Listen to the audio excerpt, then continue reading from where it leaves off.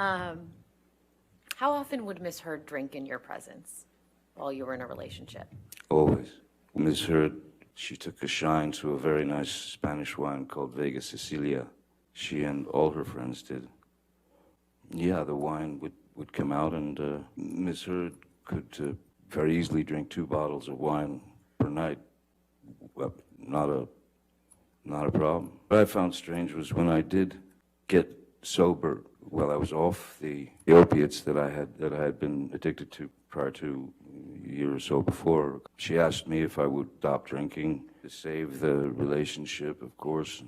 I stopped drinking. I always found it odd that in support of me not drinking, that she might stop drinking, but she did not. She continued. I didn't make a big deal about it. In fact, I would open her wine, I would pour her a glass. That went on for many, many months in my sobriety. Like I said, I think I was sober for around 18 months.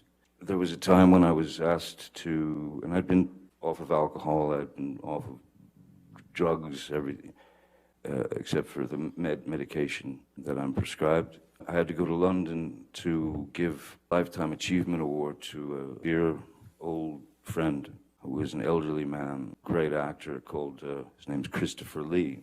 He was being surprised by my showing up on stage. I'd just flown in from the States. He was surprised by me arriving to give him this award.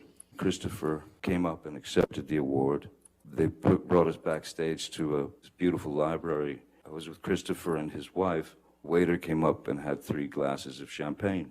Christopher handed one to his wife, he handed one to me, and then he had the other. There was a photographer there.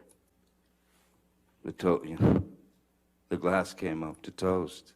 In my head, I thought, it's just champagne, a little bit tink to toast Christopher and his Lifetime Achievement Award. And so I'd had half a glass of champagne with Christopher Lee and his wife.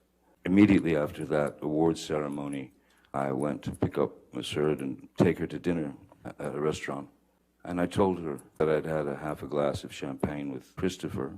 And I thought, listen, it's not like, you're sitting in a pub guzzling pints of snake bites or Guinness or doing shots of Jägermeister. Or at that point, it wasn't even for need to bury feelings or emotions. It was literally a joyous occasion for Christopher. And I said to her, I enjoyed it. It gave me the opportunity to enjoy the actual champagne, the drink, and my appreciation for wine and winemaking, and that I've been fascinated with for years and years.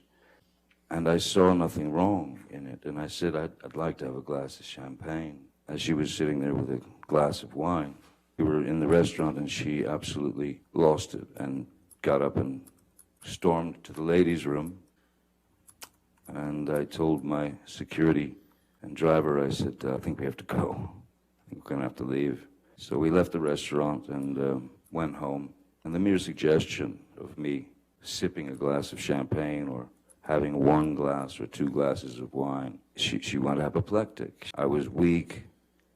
I was a complete mess. I was an alcoholic.